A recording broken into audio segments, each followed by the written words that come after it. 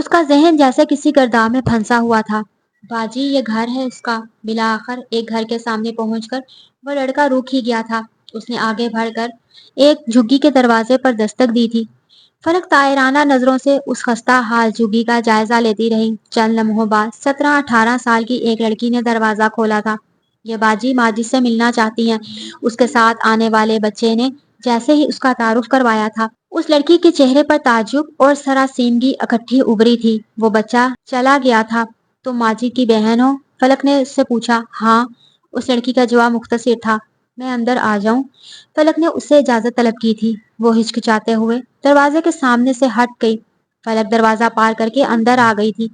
جھگی کی ہر چیز اپنے مکینوں کی خستہ حالی کا منہ بولتا ثبوت تھی۔ اندر عجیب سی گھٹن اور حبس تھا، یوں جیسے وہاں ہوا کا کبھی گزر ہوا ہی نہیں تھا۔ فلک کو بے اختیار اپنا 6 کنال کا گھر یاد آیا تھا۔ اس کا باتھ روم بھی اس کمرے سے زیادہ بڑا تھا۔ لڑکی کی تو سمجھ میں نہیں آ رہا تھا وہ اسے کہاں بٹھائے۔ سادہ لباس میں ملبوس ہونے کے باوجود وہ اپنے چہرے اور حلیے سے اسے کوئی معمولی عورت نہیں لگی تھی۔ اس نے کچھ بوکھلاہٹ کے بعد ایک جھلنگا سی چارپائی اس کے سامنے بچھا دی تھی۔ فلک چارپائی پر بیٹھنے کے بجائے مٹی سے لیپے ہوئے فرش پر بیٹھ گئی تھی۔ لڑکی جیسے سکتے میں آ گئی تھی۔ پھر کچھ ہچکچاہٹ کے بعد وہ خود بھی فلک کے پاس ہی فرش پر بیٹھ گئی تھی۔ تمہاری امی کہاں ہے؟ اس نے چند لمحوں کی خاموشی کے بعد پوچھا تھا۔ وہ کچھ گھروں میں کام کرتی ہیں، وہاں گئی ہیں۔ اور ابو؟ انہیں مرے 2 سال ہو گئے ہیں۔ فلک ایک لمحے کو چپ ہو گئی تھی۔ کتنے بہن بھائی ہو؟ 3 بہنیں اور 2 بھائی۔ اس نے لڑکی کے چہرے پر ایک سائے کو گزرتے دیکھا تھا۔ ماجد کے مرنے کا مجھے بہت افسوس ہوا ہے۔ دوسرا بھائی کیا اس سے بڑا ہے؟ نہیں، وہ 7 سال کا ہے۔ تم سب سے بڑی ہو؟ ہاں۔ باقی 2 اماں کے ساتھ لوگوں کے گھر کام کرنے کو جاتی ہیں۔ میں گھر پر ہوتی ہوں، کپڑے سیتی ہوں، لفافے بناتی ہوں اور بھی بہت سے کام کرتی ہوں۔ تمہیں کوئی کام کروانا ہے کیا؟ فلک گمسم اس کے چہرے کو دیکھ رہی تھی۔ اس کے چہرے پر عجیب سی آس تھی، یوں جیسے فلک نے اپنا بیگ کھولا تھا، پھر ایک پیکٹ نکال کر اس کے سامنے رکھ دیا تھا۔ یہ کچھ روپے ہیں، تم اپنی امی کو دے دینا، میں دوبارہ آؤں گی۔ تم لوگوں کو کسی چیز کی ضرورت ہو تو مجھے بتا دینا۔ وہ لڑکی کو ہکا بکا چھوڑ کر وہاں سے نکل آئی تھی۔ اس دن وہ اس بچے کے بارے میں پوچھنے کے لیے اس سڑک پر آئی تھی۔ سڑک پر پار بیچنے والے بچوں سے اس نے اس بچے کے بارے میں پوچھا تھا اور یہ جان کر وہ دل گرفتہ سی ہو گئی تھی وہ بچہ مر چکا ہے۔ کیا تم مجھے اس کا پتہ بتا سکتے ہو؟ فلک نے ایک بچے سے کہا تھا۔ وہ بچہ کچھ ہچکچاہٹ کے بعد اسے اس علاقے میں لے آیا تھا جہاں جھگیوں اور ٹوٹے پھوٹے مکانوں کا پورا جہاں آباد تھا، اور پھر وہ ماجد کے گھر پہنچ گئی تھی۔ اپنے گھر واپس آتے ہوئے اسے پہلی بار اپنے گھر کے در و دیوار مانوس نہیں لگ رہے تھے۔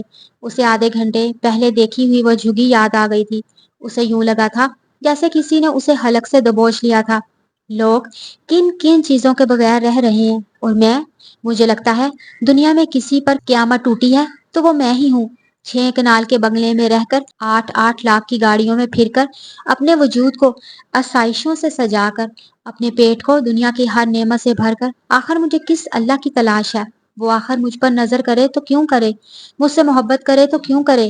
مرد محبت کرے تو تحائف کا ڈھیر عورت کے سامنے لگا دیتا ہے، اس کے لیے بے تحاشا روپیہ خرچ کرتا ہے، اسے ہوٹلز میں لے کر جاتا ہے۔ وہ کسی چیز کی طرف اشارہ کرے تو یہ ممکن نہیں کہ وہ اسے خرید کر نہ دے۔ عورت مرد سے محبت کرتی ہے تو اس مرد کے اشارے پر چلتی ہے۔ وہ اس سے روپیہ مانگے تو وہ 100 جھوٹ بول کر ہر قیمت پر اسے روپیہ دے دیتی ہے۔ اللہ سے انسان محبت کرتا ہے اور یہ چاہتا ہے کہ اللہ بھی اس سے محبت کرے، مگر محبت کے لیے وہ کچھ دینے کو تیار نہیں۔ اللہ کے نام پر وہی چیز دوسروں کو دیتا ہے جسے وہ اچھی طرح استعمال کر چکا ہو یا پھر جس سے اس کا دل بھر چکا ہو، چاہے وہ لباس ہو یا جوتا۔ وہ خیرات کرنے والے کے دل سے اتری ہوئی چیز ہوتی ہے۔ وہ اس چیز کے بدلے وہ اللہ کے دل میں اترنا چاہتا ہے۔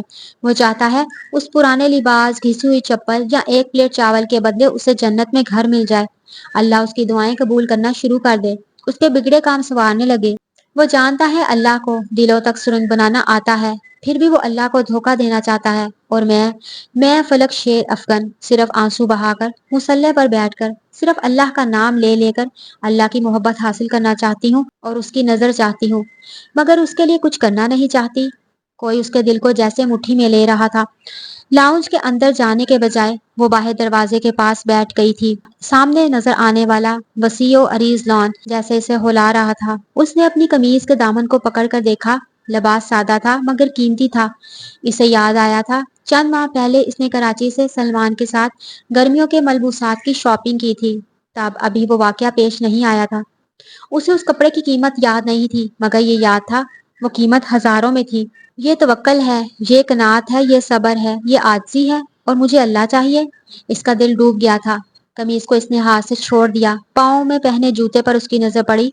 उसने दाहिने पैर का जूता उतारकर हाथ में पकड़ लिया। उसे याद आया, आज वो जिस इलाके से होकर आई है, वहां उसने बहुत सी औरतों और बच्चों के पैरों में मामूली सी चप्पल तक नहीं देखी थी। और इस जूते की कीमत भला क्या होगी? उसने सोचने की कोशिश की थी, उसे याद नहीं आया। वो हर बार शॉपिंग पर जाने पर 2-4 जूते जरूर लिया करती थी, और महीने में 6-7 बार वो शॉपिंग पर चली जाया करती थी। उसे याद भी नहीं था कि ये जूता इसने कब खरीदा था, मगर ये जरूर जानती थी इसका कोई जूता भी 1,000 से कम नहीं होता था। उसके लरसते हुए हाथों से जूता गिर गया था, वहीं दीवार के साथ। पेशानी टेक कर उसने सिसकियों के साथ रोना शुरू कर दिया था। शायद किसी मुलाजिम ने अंदर जाकर उसकी मम्मी को इत्तला दी थी। वो तकरीबन भागती हुई बाहर आई थी। फलक, तुम वापिस आ गई। क्या हुआ है मेरी जान? क्यों इस तरह रो रही हो? उन्होंने उसे अपने साथ लिपटाते हुए कहा। मम्मी, आपको पता है मुझे अल्लाह क्यों नहीं मिल सकता? मेरे और अल्लाह के दरमियान ख्वाहिशों की दीवार है, आसाइशों की दीवार है। मैंने अपने इर्द गिर्द दुनिया की इतनी चीजें इकट्ठी कर ली हैं कि अल्लाह तो मेरे पास आ ही नहीं सकता। अबू बिन आदम को उसकी मोहब्बत की चाह थी, उसे उसने अपनी मोहब्बत दे दी। मेरी तमन्ना ये चीजें थी, आसाइशात थी, सलमान था। मुझे उसने बस ये सब कुछ ही दिया। जिसे वो अपनी मोहब्बत दे देता है, उसे फिर और किसी चीज की ख्वाहिश ही नहीं होती। और जिसे दुनिया देता है, उसकी ख्वाहिश भूख बन जाती है, कभी खत्म ही नहीं होती। मम्मी, अबू बिन आदम जैसे लोग कितने खुशकिस्मत होते हैं, और मेरे जैसे लोग। वो इनके कंधे से सार रख कर बिलक बिलक कर रोने लगी थी। कौन अबू बिन आदम? क्या कह रही हो तुम? मेरी कुछ समझ नहीं आ रहा। मम्मी अब परेशान हो रही थी। मम्मी, मुझे भी कुछ समझ नहीं आ रहा। कुछ भी नहीं। जिन लोगों की समझ में आ जाता है, उन्हें सब कुछ मिल जाता है। मेरे जैसे लोग तो सारी जिंदगी समझने की कोशिश ही करते रह जाते हैं। तुम्हें फिर दौरा पड़ गया है, फिर वही जुनून सवार हो गया है। उसकी मम्मी ने एक गहरी सांस लेकर कहा। ये जुनून नहीं है मम्मी, ये जुनून नहीं है। वो एकदम खड़ी हो गई थी। ये जुनून है, उसने जमीन पर पड़ा हुआ जूता उन्हें दिखाते हुए कहा था। एक अजीब सी वहशत उस पर सवार हो गई थी। ये जुनून है। अब वो अपनी कमीज पकड़ाकर उन्हें दिखा रही थी। ये लाखों की गाड़ियां जुनून है। उसने पोर्च की तरफ इशारा किया था। ये करोड़ों के घर जुनून है। आए, मैं आपको दिखाऊं और क्या कुछ जुनून है। वो उनका हाथ पकड़ खींचती हुई उन्हें घर के अंदर ले गई। ये कारपेट जुनून है जिन पर हम चलते हैं। हमें लोगों के पैरों में चुभते हुए पत्थर और कांटे महसूस नहीं होते। ये आलीशान और कीमती फर्नीचर जुनून है जिन पर बैठकर हमें अपना वजूद भी इतना ही आलीशान और कीमती लगने लगता है। वो लाउंज में आकर चिल्लाने लगी थी। तुम्हारा दिमाग खराब हो गया है फलक। मम्मी अब घबरा रही थी। हाँ मम्मी, मेरा दिमाग खराब हो गया है, मैं पागल हो गई हूँ। मेरे और आप जैसे सारे लोग पागल ही तो होते हैं। हम लोगों ने चीजों से इतना इश्क किया है कि इस दुनिया में रहने वाले इंसानों की जिंदगी को अजाब बना दिया है। हम सब पागलों ने मिलकर, आए मैं दिखाऊं मुझे किन चीजों ने पागल बनाया है। वो एक बार फिर इनका हाथ पकड़कर खींचती हुई अपने बेडरूम में ले आई। रोते हुए इसने ड्रेसिंग टेबल पर रखे हुए परफ्यूम उनकी तरफ उछालने शुरू कर दिए। ये भी जुनून है मम्मी। मेरे और आप जैसे लोग अपने अंदर की बदबू को छुपाने के लिए ये परफ्यूम खुद पर उंडेलते हैं, अपने चेहरे और वजूद को मेकअप से रंगते हैं। उसने अपनी वार्डरोब खोलकर कपड़े बाहर फेंकने शुरू कर दिए थे। ये है जुनून मम्मी। ये अबू बिन आदम जैसे लोग लिबास से जिस्म को छुपाने का काम कर लेते हैं, हमारे जैसे लोग जिस्म को दिखाने का। ये महंगे कपड़े पहनकर हमें चीथड़ों में फिरने वाले लोग जानवर लगते हैं। उसकी वहशत बढ़ती जा रही थी। ये जुनून है मम्मी। अब उसने अपनी दराज खोलकर जेवर कमरे में उछालने शुरू कर दिए। ये जुनून है। यहाँ कितने लोग हैं मम्मी जो एक वक्त के खाने के लिए सुबह से शाम तक जानवरों की तरह काम करते रहते हैं, फिर भी बहुत दफा उन्हें कुछ खाने को नहीं मिलता। जो रात को सोएं तो उन्हें यह भी यकीन नहीं होता कि सुबह तक झुग्गी की हिलती हुई छत उनके घर को घर रहने देगी या मलबे का ढेर बना देगी। माजी जैसे बच्चों के लिए कोई बचपन सिरे से होता ही नहीं।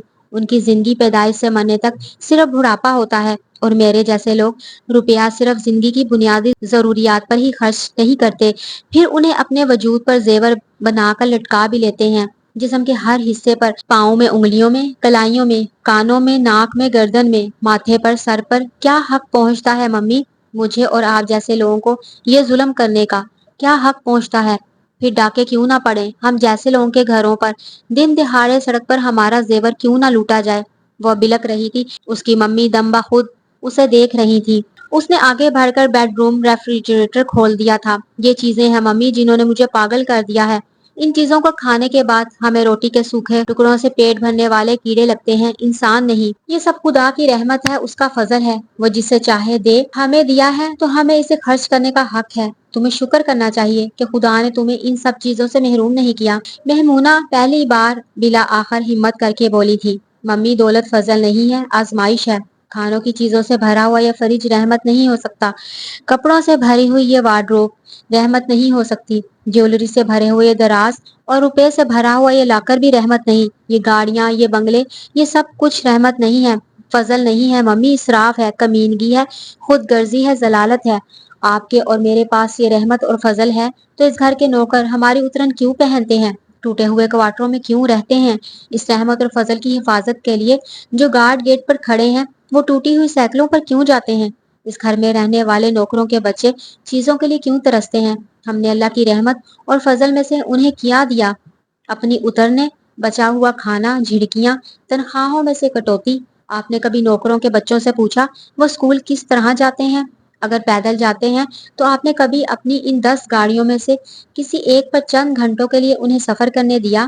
اگر اسکول نہیں جاتے تو آپ نے کبھی یہ جاننے کی کوشش کی کہ کیوں نہیں جاتے؟ میں سوچتی ہوں کاش اللہ مجھے کچھ نہ دیتا، پھر میں اس سے یہ سب کچھ مانگتی، مانگنے کا ہی صحیح، مگر اس کے اور میرے درمیان کوئی رشتہ تو ہوتا۔ 26 سال میں ایک بار ہی صحیح کبھی میں اس سے کچھ مانگتی تو، اور پھر وہ مجھے وہ چیزیں دے دیتا تو میں خوش ہو کر اسے اور یاد کرتی، اس کا شکریہ ادا کرتی، اور اگر وہ میری دعا قبول نہ کرتا تو بھی میں شکر کرتی، اس کی رضا پر خوش رہتی، اور یہ شکر گزاری، یہ صبر اسے کتنا خوش کرتا ممی۔ یہ لوگ جو ہمیں کیڑے اور جانور لگتے ہیں یہ خدا کے نزدیک کیا ہیں، کاش آپ کو بھی پتہ چل جاتا۔ اب وہ کارپٹ پہ گھٹنوں کے بل گرے، دونوں ہاتھوں سے چہرہ ڈھانپے دھاڑے مار مار کر رو رہی تھی۔ میمونہ بے بسی سے اس کے پاس کھڑی تھی۔ اس عمر میں اکلوتی اولاد کو اس طرح خوار ہوتے ہوئے بھی دیکھنا تھا انہیں بے اختیار رونا آیا تھا۔ اگلے 3 ہفتے وہ ہاسپٹل رہی تھی۔ ایک بار پھر وہ نروس بریک ڈاؤن کا شکار ہو گئی تھی۔ اس بار پچھلی بار کی نسبت اس کی کیفیت زیادہ خراب تھی۔ جب تک وہ ٹرینکولائزر کے زیر اثر رہتی سب کچھ ٹھیک رہتا، مگر جب بھی وہ ہوش میں آتی چیخنے چلانے لگتی، اس کے سر میں درد ہوتا، وہ دم گھٹنے کی شکایت کرتی، اس کی بھوک پیاس ختم ہو گئی تھی۔ 3 ہفتے بعد آہستہ آہستہ وہ نارمل ہوتی گئی تھی۔ شیر افغان ڈاکٹر سے مشورے کے بعد اسے گھر لے آئے تھے۔ انہوں نے سوچ لیا تھا کہ وہ اسے امریکہ بھجوا دیں گے۔ ان کا خیال تھا کہ ماحول کی تبدیلی اس کی ذہنی حالت کو بہتر کر دے گی۔ اس صبح میمونہ نے اسے کمرے سے کچھ بیگز کے ساتھ نکلتے دیکھا تو وہ ہول گئی تھی۔ کہاں جا رہی ہو فلک؟ تھوڑی دیر میں آ جاؤں گی ممی۔ وہ آج خلاف معمول بہت پرسکون لگ رہی تھی۔ مگر جا کہاں رہی ہو اور ان بیگز میں کیا ہے؟ میمونہ کو تسلی نہیں ہوئی تھی۔ میری چیزیں ہیں، کسی کو دینے جا رہی ہوں۔ کس کو دینے جا رہی ہو؟ جن کو ضرورت ہے۔ میں دیکھنا چاہتی ہوں ممی، ان چیزوں کے بغیر کیسے رہا جاتا ہے۔ کل رات میں نے ایک کتاب میں پڑھا کہ جن کا دل مومن ہوتا ہے وہ خدا کے نام پر کچھ بھی دے سکتے ہیں، کسی ملال کے بغیر۔ میں دیکھنا چاہتی ہوں ممی، کیا میرا دل مومن کا دل ہے؟ کیا اپنی بہترین اور پسندیدہ چیزیں دوسرے کو دینے پر مجھے ملال ہوتا ہے؟ میمونہ نے اسے روکنا چاہا تھا مگر وہ کامیاب نہیں ہوئی تھی۔ وہ چلی گئی تھی۔ وہ جو کرتی ہے اسے کرنے دو، اگر یہ سب کرنے سے وہ ٹھیک ہو سکتی ہے تو یہ سب کچھ مہنگا نہیں ہے، دے دینے دو جو دینا چاہتی ہے۔ اس کے جانے کے بعد انہوں نے گھبرا کر شیر افغان کو فون کیا تھا اور انہوں نے اسے یہی جواب دیا تھا۔ وہ خاموش ہو گئی تھی۔ پھر یہ سب کئی ہفتے ہوتا رہا تھا۔ اس نے اپنی تقریباً تمام چیزیں مختلف اداروں کو عطیہ کر دی تھی۔ وہ روز صبح گھر سے پیدل نکل جاتی، کبھی SOS ملی جا کر پورا دن وہاں بچوں کو پڑھاتی رہتی یا پھر چھوٹے بچوں کو سنبھالتی، کبھی فاؤنٹین ہاؤس جا کر شیزوفرینیا کے مریضوں کی دیکھ بھال کرتی۔ زندگی میں پہلی بار اس نے ویگنوں میں سفر کرنا سیکھا تھا، لوگوں کے ہجوم میں دھکے کھاتے ہوئے، سکڑتے سمٹتے ہوئے، اپنے لیے جگہ بناتے ہوئے اس نے اس تکلیف کو محسوس کیا تھا جو اس کے ارد گرد نظر آنے والے عام لوگوں کا مقدر تھی۔ زندگی میں پہلی بار وہ اپنی چیزیں خریدنے ان معمولی بازاروں کی چھوٹی چھوٹی دکانوں میں جانے لگی تھی، پہلے جن کے تصور سے بھی اس کا دم گھٹتا تھا۔ اپنے وجود کو سر سے پاؤں تک ایک سیاہ چادر سے چھپائے وہ لوگوں کے چہرے حسرت سے دیکھتی، ہر چہرے کو دیکھ کر اسے یوں لگتا جیسے اللہ اس سے ہی محبت کرتا ہوگا۔ اس دن اپنے گھر کی طرف آتے ہوئے اسے اچانک کچھ یاد آیا تھا۔ اس نے سڑک پر چلتے ہوئے اچانک پیروں سے چپل اتار کر پیدل گرم سڑک پر چلنا شروع کر دیا تھا۔ گرم سڑک اور اس پر پڑے ہوئے پتھر اس کے پیروں کے تلووں کو جھلسانے لگے تھے۔ سڑک پر اکا دکا ٹریفک آ رہی تھی۔ وہ گیلی آنکھوں اور جلتے تلووں کے ساتھ دور تک چلتی رہی۔ پھر جب تکلیف اس کی برداشت سے باہر ہو گئی تو اس نے چپل پیروں میں پہن لی، اور جب حضور اپنے صحابہ رضوان اللہ علیہم کو ہدایت دیتے تھے کہ وہ سائش کو عادت نہ بنائیں اور کبھی کبھار ننگے پاؤں بھی چلیں، تو وہ انہیں اس تکلیف سے مانوس کرنا چاہتے تھے جسے میں برداشت نہیں کر سکی اور جو بہت سے لوگوں کا مقدر ہوتی ہے۔ اسے اپنے پیروں میں اب بہت جلن محسوس ہو رہی تھی۔ اب اسے ان لوگوں کے گندے اور ننگے پیروں سے گھن نہیں آ رہی تھی جو کسی جوتے سے بے نیاز سامان کندھوں پر اٹھائے ادھر ادھر جاتے اسے نظر آتے تو اسے وحشت ہوتی۔ گھر آ کر اس نے الماری میں پڑے ہوئے چند آخری جوتے بھی نکال لیے تھے۔ امینہ یہ لو، یہ جوتے تم پہن لینا۔ وہ جوتے لے کر گھر کے پیچھے سرونٹ کوارٹر گئی تھی اور وہاں اس نے اپنی نوکرانی کے پیروں میں اتنی عقیدت اور عاجزی سے جھک کر وہ جوتے رکھے تھے کہ وہ گھبرا گئی تھی۔ اس سے پہلے کہ وہ اپنی مالکہ سے کچھ کہتی وہ وہاں سے آ گئی تھی۔ بی بی کے دماغ کو واقعی کچھ ہو گیا ہے۔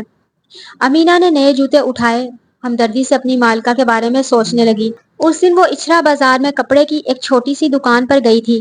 مجھے وہ سوٹ دے دیں جو بہت سستا ہو، پھر بھی ہر کوئی اس میں نقص نکال کرنا پسند کرتا ہو اور خریدنے سے انکار کر جائے۔ دکاندار نے حیرت سے اسے دیکھا تھا۔ اس کی اس بات سے اسے اس لڑکی کی دماغی حالت پر شبہ ہوا تھا، مگر اس کی شکل و صورت اسے اپنا خیال بدلنے پر مجبور کر رہی تھی۔ کچھ ہچکچاتے ہوئے اس نے ایک سوٹ پیس اس کے سامنے رکھ دیا تھا۔ اس نے کچھ کہے بغیر قیمت ادا کی اور کپڑا اٹھا کر باہر نکل آئی۔ میمونہ اور شیر افکن نے جیسے اس کے حال پر صبر کر لیا تھا۔ ان کے لیے اتنا ہی کافی تھا کہ وہ پہلے کی طرح معمولی باتوں پر روتی نہ تھی، اس پر ڈپریشن کے دورے نہ پڑتے تھے۔ وہ صبح گھر سے نکلتی اور دوپہر مقررہ وقت پر گھر آ جاتی، پھر خاموشی سے اپنے کمرے میں بیٹھ کر قرآن پاک کا انگلش میں ترجمہ پڑھتی تھی۔ ان کا خیال تھا کہ آہستہ آہستہ وہ نارمل ہو جائے گی اور پھر وہ سلمان سے طلاق لے کر اسے باہر بھجوا دیں گے۔ انہوں نے اس کے منہ سے یہاں آنے کے بعد کبھی سلمان کا ذکر نہیں سنا تھا۔ اس سے کوئی شکوہ، اس کی کوئی شکایت، اپنا کوئی پچھتاوا انہیں کچھ بھی نہیں بتاتی تھی۔ رمضان کا مہینہ شروع ہو چکا تھا۔ رمضان کے پہلے جمعے کو وہ صلاۃ و تسبیح پڑھنے شہر کے وسط میں واقع ایک جامع مسجد میں آئی تھی۔ ویگن سے اترنے کے بعد مسجد کی طرف آتے ہوئے اس نے فٹ پاتھ پر ایک درخت کے نیچے ایک بوڑھے آدمی کو کچھ روپے گنتے دیکھا تھا۔ وہ لاشعوری طور پر اس آدمی سے کچھ فاصلے پر کھڑی ہو گئی۔ وہ آدمی مختلف مالیت کے مڑے توڑے اور میلے کچیلے نوٹ اور سکے فٹ پاتھ پر گن گن کر دیکھتا جا رہا تھا۔ ایک بار گننے کے بعد اس نے دوبارہ روپے گننے شروع کر دیے تھے۔ وہ دنیا و مافیا سے بے خبر نظر آ رہا تھا۔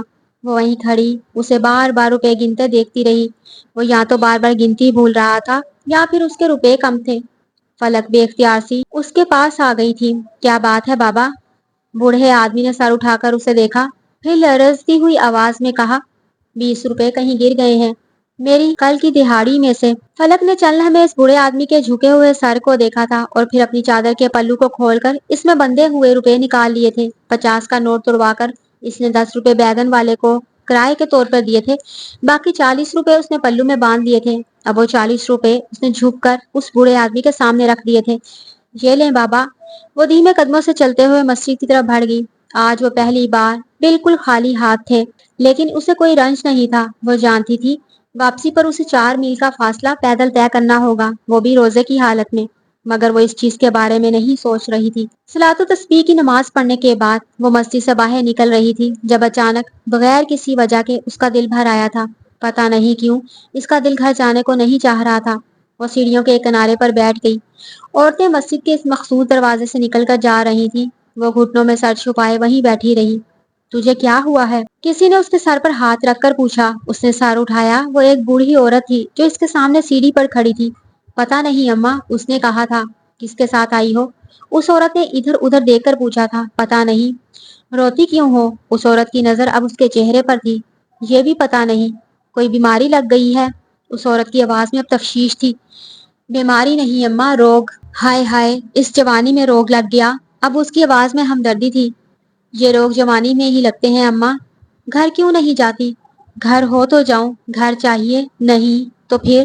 وہ عورت اب حیران تھی۔ وہ بھیگی آنکھوں کے ساتھ اس عورت کا چہرہ دیکھتی رہی۔ تمہیں کیا بتاؤں اماں، کیا چاہیے؟ تو بتا تو صحیح، عورت نے اصرار کیا۔ بتانے سے مل جائے گا کیا؟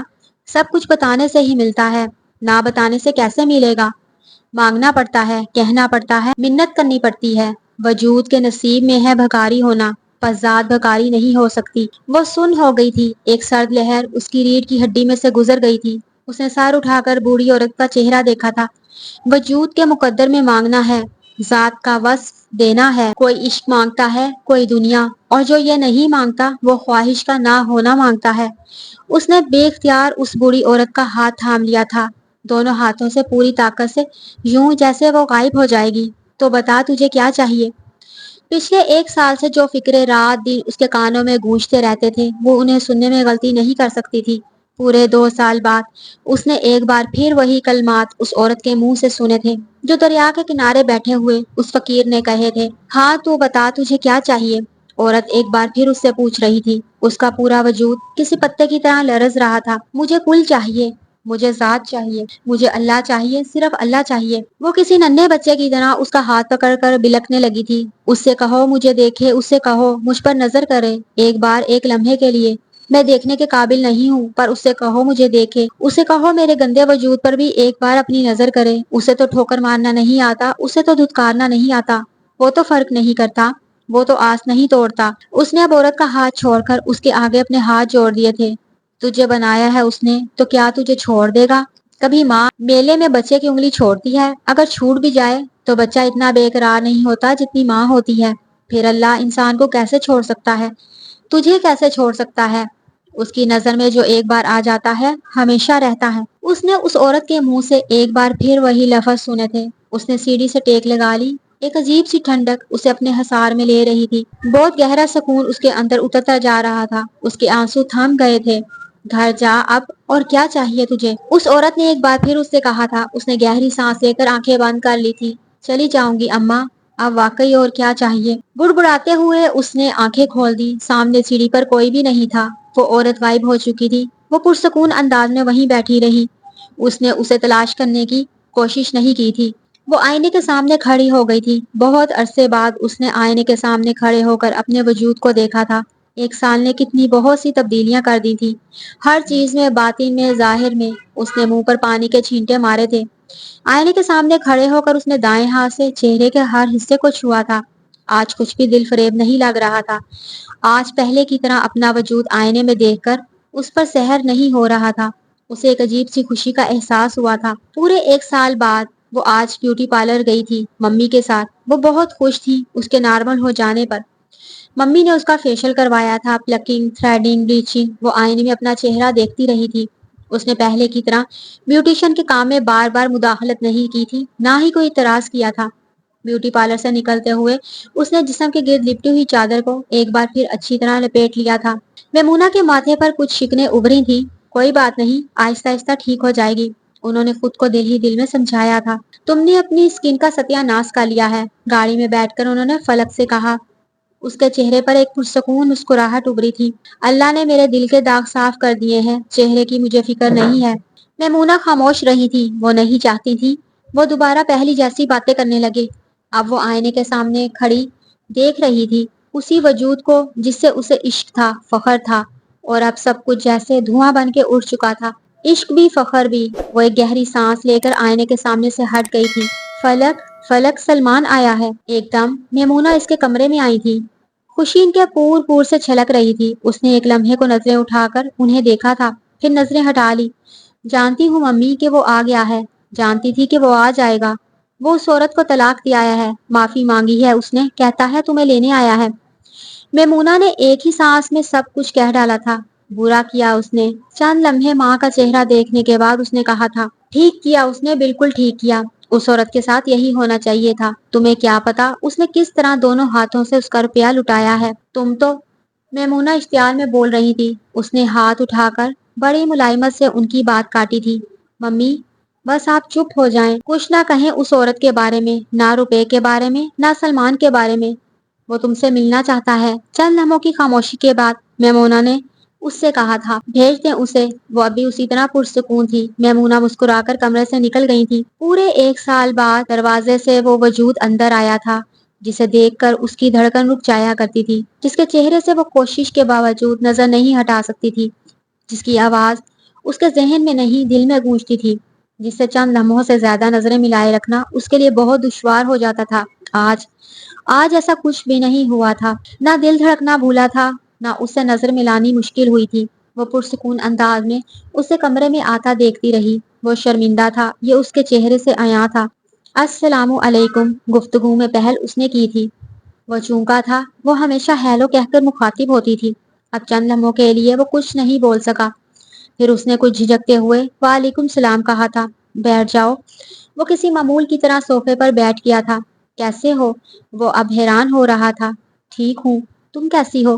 اس نے جواباً پوچھا تھا۔ بہت اچھی ہوں۔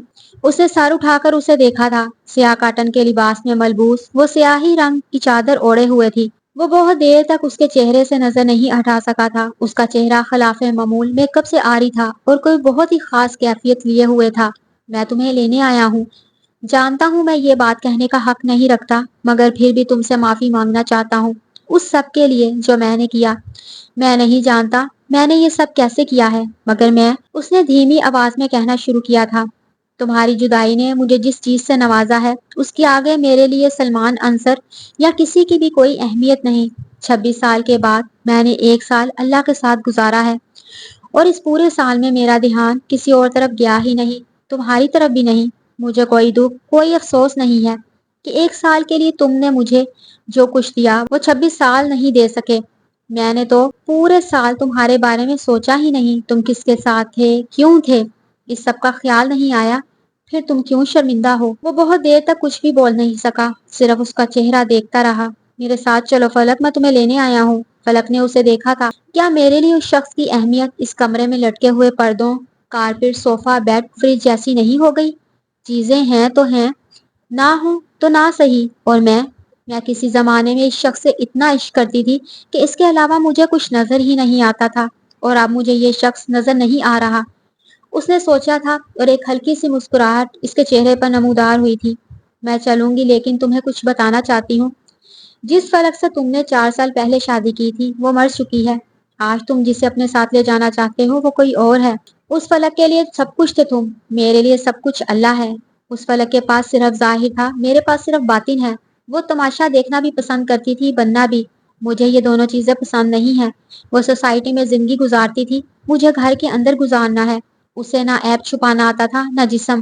میں دونوں کو چھپانا چاہتی ہوں۔ تم اگر ان سب باتوں کے باوجود مجھے ساتھ لے جانا چاہو تو ٹھیک ہے، ورنہ واپس چلے جاؤ اور میری زندگی تباہ کرنے کی کوشش نہ کرو۔ وہ باری باری اپنے سارے مہرے آگے بڑھاتی گئی تھی۔ مجھے تمہاری کسی بات پر اعتراض نہیں ہوگا، صرف تم میرے ساتھ چلو، اس نے سلمان کو کہتے سنا تھا، اور وہ کھڑی ہو گئی تھی۔ گاڑی میں بیٹھنے کے بعد سلمان نے ایک انگلش کیسٹ لگا دی تھی۔ وہ بے حد خوش تھا۔ فلک نے ایک نظر اسے دیکھا تھا۔ ایک انسان سے محبت ہو جائے تو پھر اس کے بعد بندے کے دل میں کچھ اور نہیں آ سکتا، اور اگر اللہ سے محبت ہو جائے تو پھر انسان کسی اور سے محبت کرنے کے قابل رہتا ہے، وہ بھی کسی انسان سے، وجود سے۔ ذات کی چاہ کے بعد وجود کی طلب ختم ہو جاتی ہے، اور میرے ساتھ بیٹھا ہوا یہ شخص یہ بات کبھی نہیں جان سکتا کہ اب میرے لیے اس کا ہونا نہ ہونا ایک برابر ہو گیا ہے۔ میں نے ذات کو چاہا تھا، ذات کے بعد وجود کا کوئی رنگ آنکھوں کو بھاتا ہے نہ دل کو قید کرتا ہے۔ اس شخص کو گمان ہے سب کچھ پھر پہلے کی طرح ہو جائے گا۔ اللہ کے آنے کے بعد یہ کیسے ہو سکتا ہے؟ پہلے میں اس کے ساتھ زندگی جیتی تھی، اب زندگی بسر کروں گی، اور یہ شخص ساری عمر اس خوش فہمی میں رہے گا پہلے کی طرح۔ اب بھی میرے لیے یہی سب اہم ہے، مگر اسے کیا پتا۔ میں نے دروازے کو راستہ روکنے نہیں دیا، کم سے کم ایک عورت کا تو۔ وہ گاڑی کی کھڑکی سے باہر دیکھنے لگی تھی۔ جدائی، بے بسی، تنہائی، آنسو، کسی کی آس، خواہش، عشق لا حاصل، یہ سب کیا ہے؟ جنون کے راستے اور بے نشان منزل۔ سلمان انصر اب گانے کی ٹیون کے ساتھ ساتھ سیٹی بجا رہا تھا۔ کھڑکی سے باہر سڑک کو دیکھتے ہوئے فلک کا چہرہ آنسوؤں سے بھیگنے لگا تھا۔